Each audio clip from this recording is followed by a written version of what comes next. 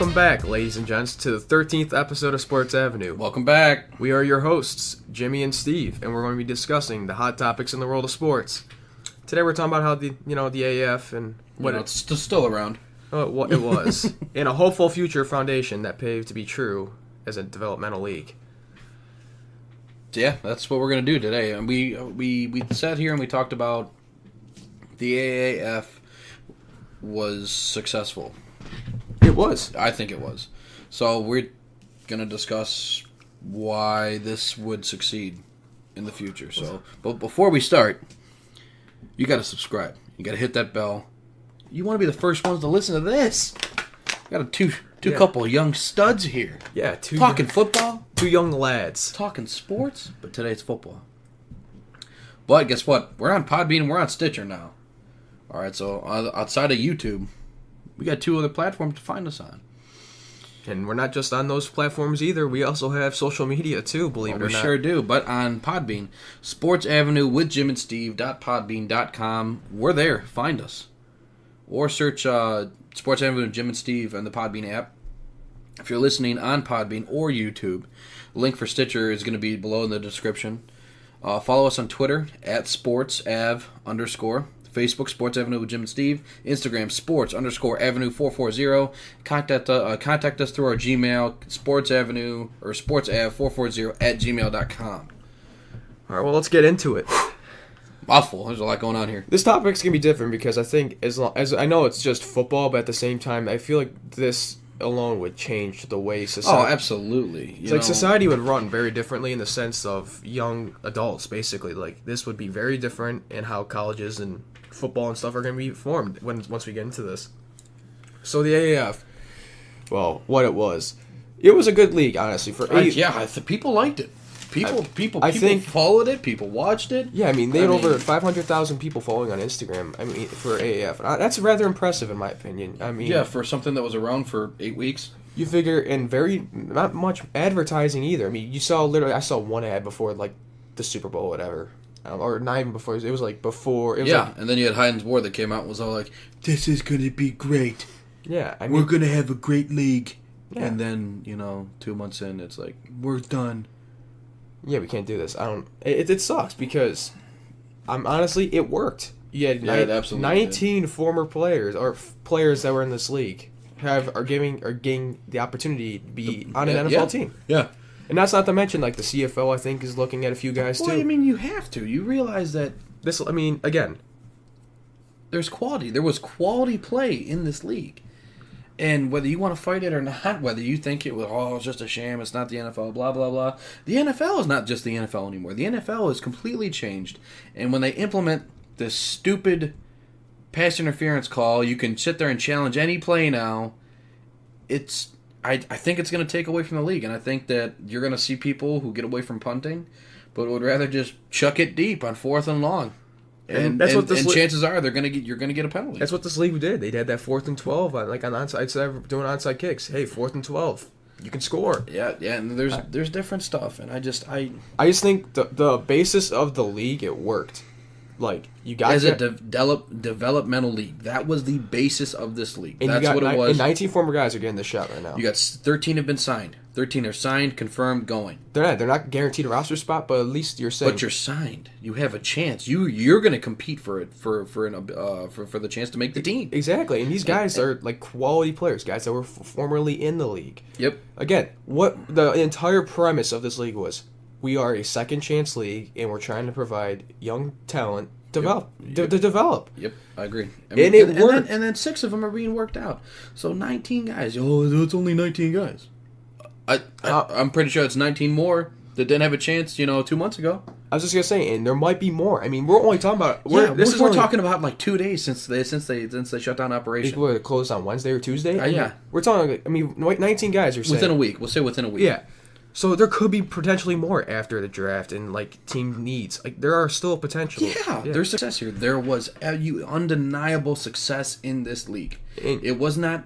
And it wasn't even a full season. You're talking about a matter of weeks. It wasn't. This league was not. It was not put together for views. It was not put together for clicks. It was not put together for fan bases. It was put together for the NFL to pull from a pool of talented kids or older guys that just didn't cut it before, didn't have the tape before, to go out and show the NFL that they can still play.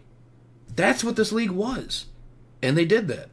And the NFL was the Players Association. Somebody didn't want to pony up on something, and there wasn't the way the league was looking. I guess they didn't have enough time. The main investor Dundon, the guy that owns the Carolina Hurricanes. Yeah. He wanted everything today. Basically, he wanted the NFLPA to say, "Give us your practice squad players. We'll put them on teams. They could play. They can have their chance at a roster spot in your league." NFLPA was like, "We still need time because we still got to discuss it." Dude, Dundon didn't want to lose all his no, I wouldn't either. I would tell you to kick rocks too. When you're already $70 million and in the dirt, I mean, yeah, I would have told you to kick rocks. The only thing that I would have done differently, a lot of these guys got abandoned at their hotels, and all these they have to pay these bills now. These medical bills. These guys, a lot of guys got hurt pretty bad because it's football after all. Yeah, these players, a lot of these guys are affected now, and they have to deal with it, and they weren't getting paid a lot. No, they weren't. 3 years for $250,000 is that's not even a year minimum for a veteran. Yeah, that's so these guys, they sacrificed a lot, and they're getting kind of kicked to the curb. Yeah, they're getting screwed over pretty hard, which is unfortunate because these guys did risk a lot, joining the league for basically all. I mean, you can almost say next to nothing. Yeah, for what it is compared to NFL players, it's literal nothing. So I look at this as, again, I just think this league would work. The foundation worked. You use it as a league that can test new ideas. Yes. Now, granted, I don't necessarily like the new ideas, but I also think that it was 8 games in, and they were still testing these new ideas. Yeah, when the NFL was like, "Nah, we're gonna go ahead and do it anyway." Yeah, they're getting the having the referee in the boks and being able to hear what he's saying. That's not so bad. It's a good concept to at least understand what these, instead of, complaining and saying that you can't hear what's going on or you don't understand. Yeah, we don't understand the process. Here you go. Yeah, you can, the onside kick rule. I actually kind of like that rule. It's a cool idea to keep, teams in the game rather than just saying, "Oh, it's onside kick it. Let's lose." Here's 7% chance, not even. Yeah, so I mean, 4th and 12, it's difficult, but at the same time, it's still, I think, a better chance than. I agree. At least staying in the game, especially if it's a multi-possession game that you're down by 2 touchdowns. Hey, we can go. That'll help keep fans involved. I agree. I mean, I just think the concepts were there. I think the players, they were competing. I mean, it was all. I mean, these guys. It was fun to watch. It was physical. You weren't getting a offensive prominent game. No, it was. It was physical. It was a good game. I mean, everybody talks about that highlight from Week 1 when Berkovici lost his freaking dog. And to me, that wasn't the only hard hit. Oh no, guys were getting rocked. And that's how it should be. That is a clean, legal hit. Yeah, these guys. And in the NFL, that's a flag, and that's a problem. And that's what I really liked about this league, is that is not a flag. Yeah, these guys, the refs, I think, did fine. Just because he wakes up, a couple seconds after getting rocked, and he's sitting there trying to find himself, does not make that a penalty. They made football, I think the concept of the football that was played was right. I think it wasn't too offensive heavy, so you're not just getting a firework game every, you got to see defense. You got to see these guys that they can play. You got to see both sides of the ball. I mean, the Apollos, they had a good team. They had an offensive heavy team, and they showed out. Yeah, and their defense was solid too. It wasn't a slouch either. Yeah, and this was a big second chance for coaches. You brought up off air Mike Singletary. He got into this so that he could get back into the NFL. Yeah, he wanted to show that he could take kids. You either don't have talent or didn't have enough talent, or were still looking to try and find that way to show NFL teams they were still good, that he can play, that he could coach, he could bring these kids together out of nowhere, it seemed, and create talent and win. Mm-hmm. And then he put Manziel out there, and now the league's no more. It's not even his fault. I mean, literally you lose Mettenberger. Yeah, Mettenberger wasn't even having a bad year. He was having a pretty good year. He was doing good. Yeah. And then next thing you know, he gets hurt. Then you're really just it's like, oh hey, Johnny Football, hey man, and you bring him in for ratings. What do you think that's going to cover? However, $100 million? Come on. What was his name? The guy for the Hurricanes. He should flip the bill and help these guys at least get home and pay medical stuff. And I think he might do that. I hope so. It's not 100. whatever, how many million more he's got to Exactly. out. But I hope so. I mean, again, that's just again. I mean, these- if you're looking for 270, 250, 275 million yeah, for a season, or for like. and they didn't have that funding initially going into it. I mean, I don't know. I think he Dundon. I think he saw the potential in this league, and he was like, "Hey, we're trying to help you out here. Let's get this going." And I don't know why this is a big problem. Yeah, they were saying like mixed reports saying like this dude wasn't really in it from the start. He just wanted to use like the gambling technology, I guess, for this league. They were saying. I mean, again, it was just mixed reports. But again, if I'm 70 million deep, and I don't know if this league's gonna go past. Yeah, this I'm year. pulling my money before I hit 250. I mean, that's it. But know. I think the league would have gone past this year. Like I said, this league was not created. The NFL, they had an involvement, and this makes Hines Ward look like a piece of garbage, by the way. Hines Ward looks like an absolute bum right now. And that's sad because I'm a Browns fan. Always been. Hated Hines Ward when we played him. He's a good person. He was a good teammate in the locker room. You heard nothing bad about him, except the guys playing against him hated him. He looks like human trash because he was all over this. He was a big part of it. We talked about him in the one episode. We talked about all these guys. Yeah, a lot of these guys. Because the AAF, because you and I understand the need for a developmental league in the NFL. Yeah, I really think that the NFL is missing out on having a developmental league. I don't know if college really gets it done at the end of the day. It doesn't. You see all these guys that just flop. Mm-hmm. And flop hard. Well, I mean, if you think about it, how many guys pass maybe like the third, fourth round, and even then, those guys don't make it. First and second round guys are really the only guys that get on the roster, guaranteed. Yeah. I mean, most of the time, I mean, how many rookies usually make a team? Not many. No, There's unless you're the Browns, and then a lot. But I mean, and that's not even going to be a constant thing anymore. It shouldn't be. But again, I feel like the NFL, you get cheaper. You get these guys for a much cheaper bargain than you would for most rookies as well. And you get to just watch them develop. This could turn into your scouting. You don't have to travel the country anymore. Not like you did for college. You wouldn't. You would. There you go. One place where all these guys are going to be. Record the game. Watch them. Yeah. I mean, that's it. Yeah, and you get to see. I think in the long run you might actually save money.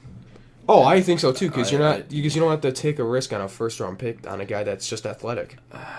You get to see a guy that you can pay much cheaper, and he could possibly produce more or produce exactly what that guy's doing for cheaper. Yeah. I mean, I wouldn't see most. I wouldn't be surprised if most of these guys from the AAF who are healthy enough make the XFL. I hope they do. I mean, I didn't realize the XFL is like another year plus away, or what? At least just under a year away. Yeah. So these guys are going to make teams, especially the skilled guys. They have to. I mean, you're not going to sit there and penalize them because they played for a different league. So no, and these guys are. I mean, some of these guys that aren't signed are still ex-NFL players. I mean, you're gonna get some familiar names like this league did. Yeah, like John Manziel is going to be in the XFL. Oh, guaranteed. You know for a fact he's a name. Yeah, he's human scum. He's a name. He's going to draw people. That's what McMahon's about. It's what he's always been about. That's what wrestling's about. He's in the entertainment business. Yeah, exactly. At the end of the day, he is one thing. He's an entertainer. He always has been, and he's good at it. He makes a killing, and he's just good at it. And you can't fight it. You accept it. Yes, Manziel's trash. He's going to be there. And maybe he'll win. He didn't look like he was doing so poorly. Got to be honest. I mean, yeah, again, He may not start, but he'll be there. Oh, yeah, guaranteed. So, the XFL is looking at it, and they're advertising themselves as faster, with more plays, less commercials. That's kind of cool. Good for you. I guess I look at that like I care, but I just really want to see quality football. I saw that with the AAF. Yeah, it wasn't. It's not about fan base. It is not about money. It's about developing players for the NFL, for what people pay all that money for. If you're really going for the fan base, I mean, it's more about just for the local people. Yeah, exactly. If you're going to go for fan base, put it in areas that want football other than freaking Birmingham. I mean, and Birmingham wasn't even a bad spot, too. Alabama doesn't... Again, Southern... Like Orlando? Great spot. Great spot. The Apollo's games were packed. I mean, they're not, like, out the building, but yeah, you're getting people at least go to these games. No, but at least, like, where they could get in, they were getting in, they were seating them. They weren't filling out stadiums. They weren't allowed to. But yeah, like I think of cities like Omaha, Portland. Portland would be good. Columbus would be good. I mean, Columbus would be stellar. What were we talking about? The Boston area. yeah, That would be good because we looked at that.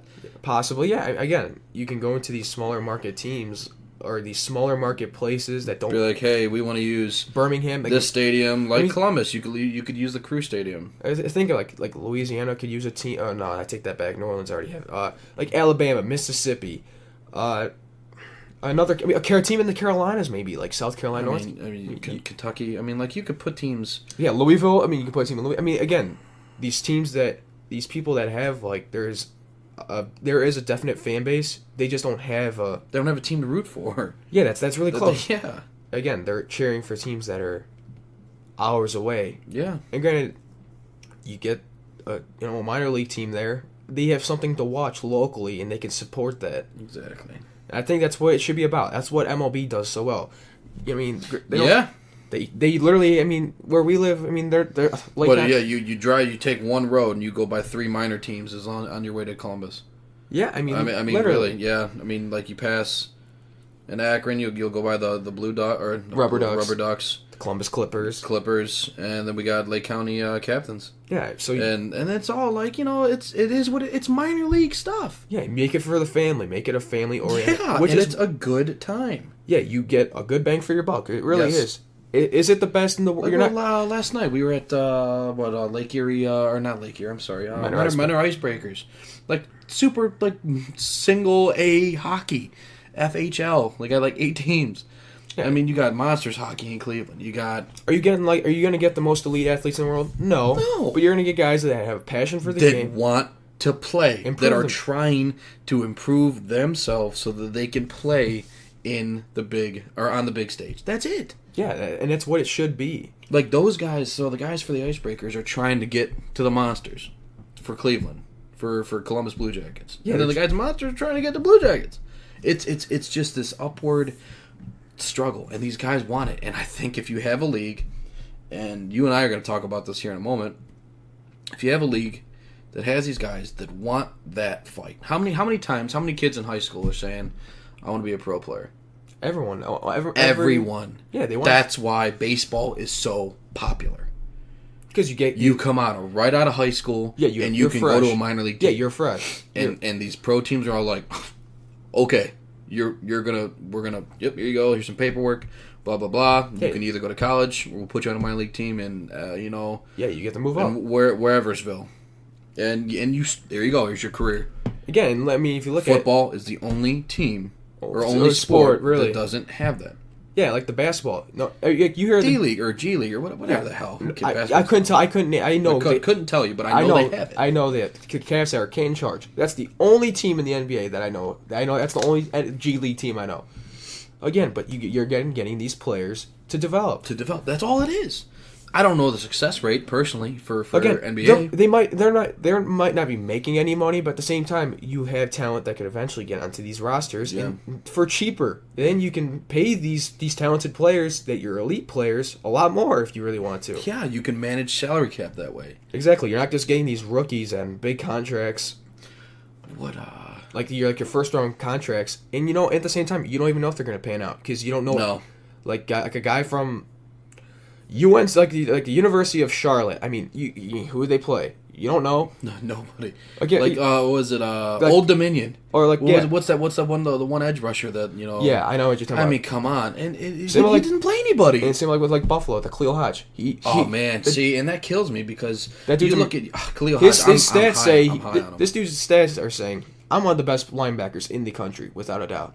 Yeah, his production is insane. And he's projected to go undrafted. He's projected to go undrafted. He had 144 tackles last season. 420 total. 420 in 3 years, and he's projected to go undrafted. I guess.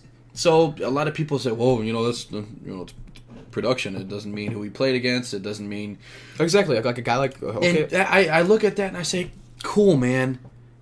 Show me anybody who can do that." Mm-hmm. And I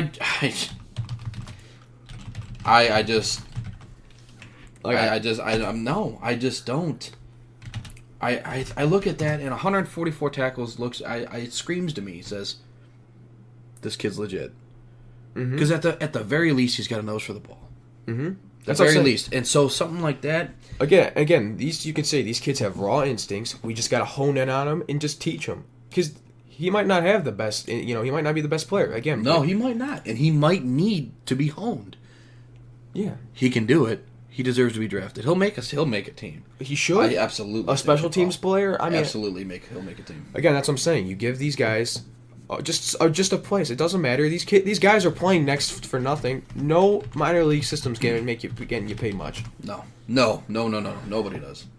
So, excuse me. But these guys know at the end game, if we make it, then we're getting paid. Yeah. So, at the end of the day, I think you give a guy like Khalil Hodge, or these guys from like an Old Dominion or whatever. He would. I mean, yeah. So. Hey, go play for a year, or we can call you up whenever. Just prove to us that you could play against the lower to middle tier players in the world. No, you're not facing the elite quality, but if you can play against the good, if you can play efficiently and good against guys that are around a lower skill level than you, then we'll call you up. Yeah, that's what it should be. That's what the MLB is. That's what all these other leagues are. That's what, and to me, it's fine. It's unfortunate. And again, I think if you get this minor league system, you can do away with kids going to college. Yeah, wasting what? I mean, a lot of these people don't go for degrees; they go because, yeah, they got scholarships, or they want to go pro, or they're good enough to go pro. Yeah, these 4 or 5 star recruits, they're not going to college because they want to go to learn. They're going there because Urban Meyer, Nick Saban, Jim Harbaugh, they're saying, "Hey, we can get you to the NFL." And they can. Yeah, they do, and they do. That's the point. And it's not everybody. It's not all of them. But guess what? Most of those... a lot of these big kids get in there. Paris Campbell, Ohio State, Terry McLaurin. A lot of these guys, nobody knew who they were. Nobody knew their names. And then you see what they did at the combine. I was like, oh, wait a minute, Paris Campbell, projected first round now. What? Huge Ohio State fan. By the way, Paris Campbell's not a first-round receiver.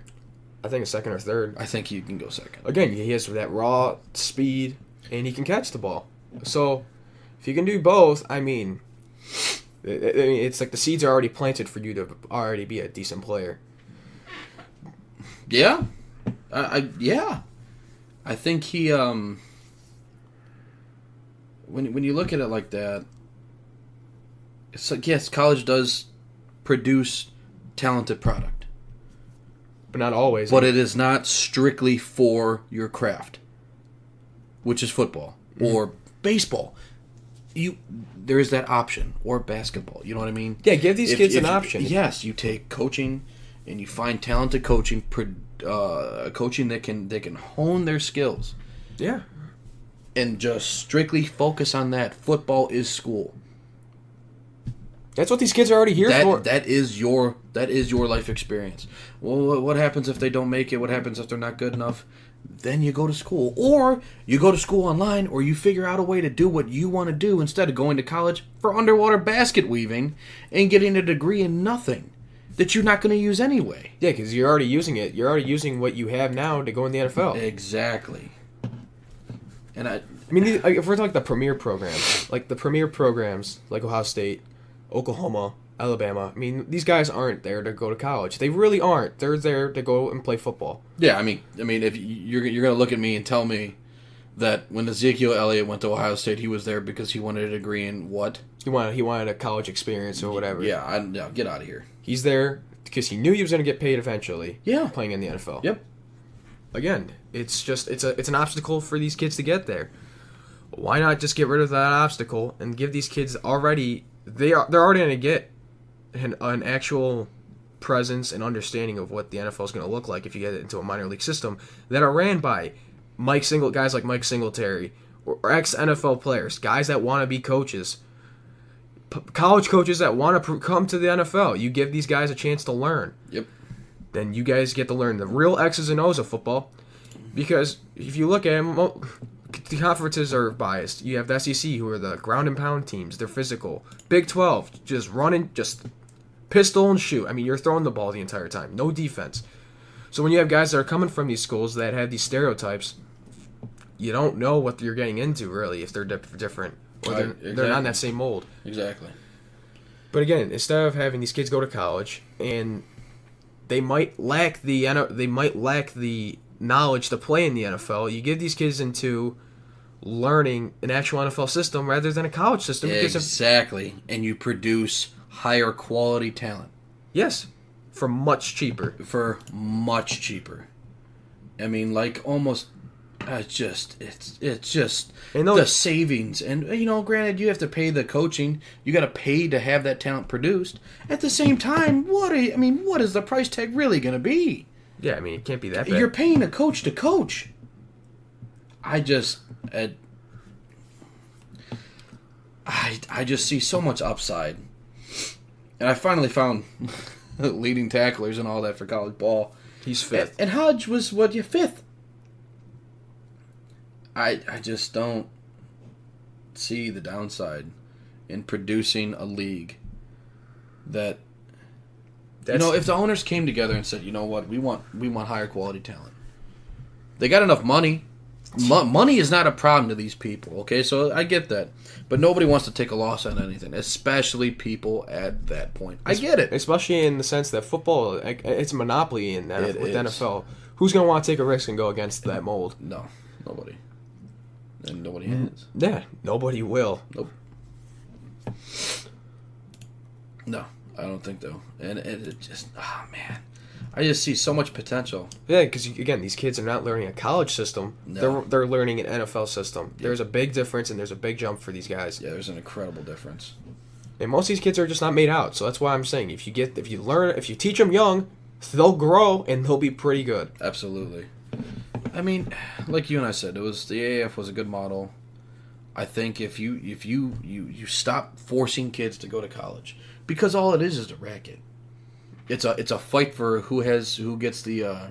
It's top heavy. Look at it. You have your premier programs, like your top 10. Like the top 10 teams every year does not really change unless they lose a couple games or two. Now, I will say that sending scouts out to high schools to try and find kids is a little troublesome. Oh, yeah, without a doubt. Because now we're not talking about plucking kids from, sophomore, junior year high school. We're talking about senior year. Graduate, make sure you graduate. You don't graduate, you don't get in. You graduate, okay, we'll talk contract. It's something like that. And the kids that don't get signed, they can still go to college. Again, that would have to be for any NCAA to fix, but, hey, instead of, 3 years, you get 1 or 2 years. But at the same time... Yep, without a red shirt. Or if you redshirt freshman, you're eligible after that season. Yeah. So you got 1 year of production. So, but at the same time, again, do kids want to go to... again, it's the purpose. Do kids want to go to college? And most of these kids that aspire to go to the NFL, I don't... No, why? Why? You're paying that money. Not everybody gets scholarships. Yeah, a lot of those... So those who don't, you got to walk on... Or you get a partial scholarship. You're still paying all this damn money to go to school for something you don't want to do, but you want to play ball. Yeah. And if your grades don't cut it, you don't play ball. Yeah, really? Yeah. So I just think that's... in football and these sports, they're full-time jobs for these kids. They can't really make money during these off seasons because they have to work. Because your off-season program is you work. Last I knew, NCAA student athletes were not allowed to work. Yeah. So that's why money's a thing. If you go this route, you pay the players. You're 18, signing a contract for, let's say it's 2 years. Let's say we're going to give you $150,000. So you give you $75,000 a year. You're going to hone your craft. You're going to do this. You get 2 years guaranteed. Yeah, and you're 20. You get $100,000 guaranteed out of your 175 or 150. Here you go. This is it. You're 18 years old. You have some money. But now, we're going to take you out of your home, we're going to put you in a place, and you're going to study this craft. Yeah, with legit people. Yes. And I think that if you do that, you're going to have a much better product. And that's not saying that watching football is bad. or poor or watching college ball. It's just something you can It improve is, on. It is absolutely something you can improve on. And that is our argument is this can be so much better than what we're getting. Yeah, it's, Like the Browns arguing about an offensive tackle, is Greg Robinson the long-term answer? Wouldn't even be a question. no, and you don't have to go and look at a left tackle from Yep. Washington State, like Andre Dillon, just like question. He didn't play anybody really. No, exactly. And everybody's high on him. And I'm not. I'm just saying, like, it's just like an example. You have a guy that's in your minor league system, you know he can develop, and if he's something, you just throw him in there. If he sucks, he sucks, and then you gotta take a risk. But again, you have that flexibility, saying we're not just picking off Joe Schmo off the street. We have a guy that we've built in house. He understands our system. He knows what we're doing. Yep. Just throw him in there. He should be okay. Yeah. And if theoretically, if you do a 2-year contract, these guys are 18. They graduate. They're 20. So 2 years. You're home. I mean, so what? You're coming out. and think about Who was it? It was Njoku. Yeah. He was drafted when he was 20. Yeah, and he turned 21 before the season started. Yeah. So you're still getting that talent and you get for an unbelievably less money. Like I said, what, $150,000? So you're paying for that guy, but you're paying for so much, and you're expecting so much better. Yeah, and again, you have longer terms. You have a guy much longer than if a guy's say like 22, and sometimes it's 23 because their birthdays are late. Yeah. So I mean, a guy's already. But if you're gonna sit there and gripe about birthdays when you're literally paying these guys to, I mean, their school is football. Football is their school. Football is their job. yeah, it's been their job for their entire lives. That is what they're doing. And even so, say they don't develop into players, you can have coaching. You can have there. I don't see a downside. You're learning. Mm-hmm. You're spending all of that time to learn. Yeah, with good coaches, good quality coaches. And you're not forcing them to take classes, to pay for classes. Well, it's not even that. They're losing time out of their day to learn the game. Yeah. And they're not getting as fatigued because, the thing about it, it's a lie. Because you think about it, they go from 8 o'clock to maybe noon, 1 o'clock in class. That's 5 hours. That's a lot. Then you have to go practice, lift, work out, study film. Yep. I mean, your days Yep. are... In my opinion, It's I think it's like 2 jobs. I mean, it's not just, again... I mean, they go in there full-time. It depends on the mindset. It depends on the person, mindset. Yeah, I agree. But again, I mean, that's almost 2 full-time jobs you're working. Yep. Again, you have to learn the college system. Then you have to go and you have to do your projects and whatnot for college. I mean, it's bearing. It's very tough. I think you go ahead, you take that, and you allow these kids To do what they want to do. to live their own lives instead of forcing them into NCAA, not making scholarships, and then And these kids make money. The kids that are complaining about money, you get money. You get money. It's you not get paid. yeah. If you're getting 70,000 or 75,000, you're getting already double than what the average person makes in a year. So Yeah, what average is what 30, 40,000. I think so. So I mean, right there, boom.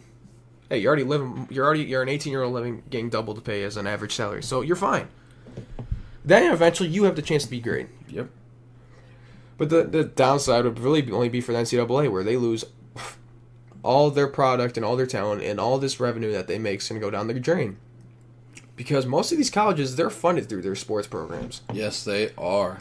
No one, I mean, granted, it's like if you're not Harvard, Yale, I mean, besides really Stanford, I mean, Stanford's the only school really that has great academics, and great athletics too. Yeah, they've really seemingly come out of nowhere football-wise with athletics recently. So, I mean, think about it. Like, if you're not Harvard or Yale, your Ivy League schools, Yep. these schools have to get you to play sports and athletics and join these clubs and stuff like that. Because if not, if you're not good at your athletics and you want a kid to go there, they're not going there. They're going to go to the school that's good and they can develop them. Yeah. We're gonna change a pace for a short time here, and we're gonna look at college revenue and stadium size, because that all plays into what we were just talking about. Yeah, that's how these colleges make their money. Yeah, it is. It's a source of revenue for them. Absolutely. That's why I don't think that college football, whatever, or colleges, whatever, really allow this to fully happen. Yeah, because it would go back to schools being actual schools, and you have to have good quality academics. Yep. I mean, That's what you have to rely on. That's what your school is. Not, well, Ohio State is, they're top 5, regularly, and, the polls, and, I think we're just going to go here because I think I'm going to try and go for the football team or this or that. Not Ohio State was a great school initially because I'm going to learn they have a good science program. They have a good, XYZ. And then, maybe they're poor here. It's, football. and when you think about it, a lot of what these kids that aren't good enough to play in D1, they look at D2 and D3 and they say, and I mean, you really think that they're going to go to these colleges in the front of their minds if their parents, are they going to go to a Joe Schmo University and No Town? I mean, Whoville? I mean, think about it, most of these colleges that are these small D2, D3. No. These kids don't plan on going there. No. Not in the first place. They plan on going D1. Yep. It's always D1. And when these kids go to the school because they know it's their best bet to play, or at least give themselves a chance. Yep. And their chances are already slim as it is playing D2 and D3. Yep.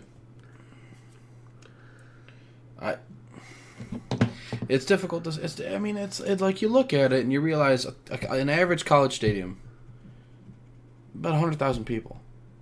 Yes, what was it? The top 8? Top 8 stadiums have over 100,000 people that you're allowed that can fit in that stadium, and that's just a football game. And the NFL only has one, which is Dallas Cowboys, but that's the newest stadium, I believe. One of the newer ones. Yeah. Yeah. And so if you start going that way, that makes sense. But you look at it as, are the Browns going to have 100,000 people that show up in Cleveland? I don't think so. No. Say they really start doing great. Maybe. But that's...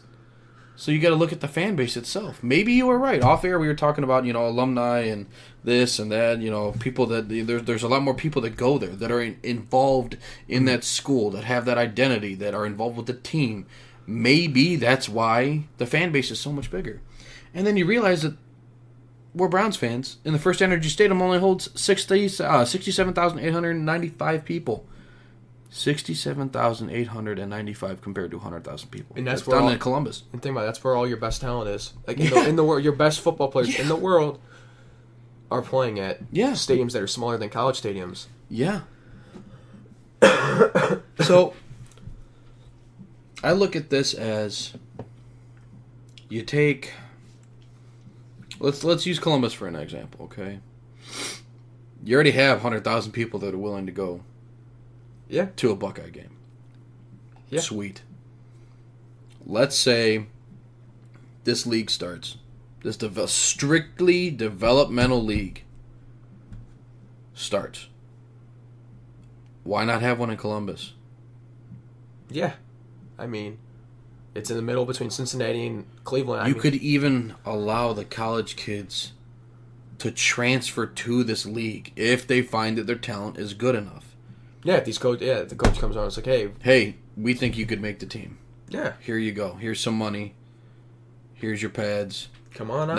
Now you sign that contract, you leave the team, you lose your money. Yeah. That guaranteed money is not guaranteed. Yeah. I think that would be fair. Mm-hmm. Stick to your contract. You're not going to pull Le'Veon Bell and sit there and sit out and still expect money. Mm-hmm. Or not, the franchise tag or AB. You know what I mean? You're not going to pull that. You got a contract is a contract. Yeah, I think it's so cut and dry, and I just see so much success in it. And then I don't know. I'm looking at this big scale. I think this is legit. Yeah, because I'm gonna pitch this idea to a couple billionaires, and I'm gonna be a cajillionaire. So I'll remember you little people when I'm big. But the potential's there. It has to be. Yeah, it has to be. Why not? Why would you not want this? Why would you not want a better product? You're paying $100 a month for NFL ticket. Why are you not gonna want the best possible product for that $100? Right. Even if your bottom of the barrel roster guys, they'll still be good players. Yes, they're still potential starters on now NFL teams. Mm-hmm. Yeah, I mean, I don't disagree. I mean, you would have. Oh man, could you imagine the quarterback play? Yeah, because then these guys. Ugh. Because I think that's a lot of problem. These quarterbacks are such a hit and miss anymore. Yes. That these guys don't understand an NFL system. No. They only learn how to make Exactly. quick one read, two reads, then they throw it. Kyler Murray. Yes, I mean again, this dude. Not even Lamar Jackson. Like literally, Kyler Murray can. Hey, you get to either play in the A's minor league system, or you play in Oakland's minor league system, or not another football. Yeah. Arizona's minor league system. You got two options. Choose one. If you don't, again, prove yourself to us, then we'll pay you to play on the main roster. If not, go play baseball. I mean, I think. Yeah. This league, it could change, but like you and I said, the only reason this won't work is because NCAA is going to lose a lot of money because they're losing talent. They're losing like guys that are premier talent, and they're losing the kids that didn't get scholarships. They got to pay the school. Mm-hmm. So, I think it makes me real salty seeing all of it come to fruition and realize that it's not going to do anything because it doesn't matter. Oh no, this would. It's a little bit of a fantasy for us, but seeing the AAF successful. I mean, 19 guys have a shot at making a team that didn't before, and I know for a fact I'm dead set. Gilbert did the Brown sign, he make a team. Yeah, we have backup. No, they're in high school.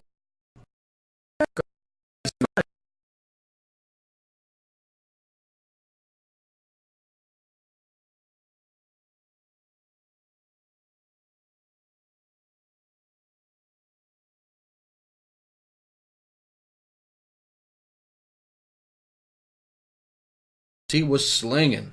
Yeah, again, I am fine with that. These guys aren't going to be. He's what these guys are. They're not going to be household names, but they're going to be No. their quality and their depth. Yes. Which is really what you need. Which is exactly what the Browns need right now.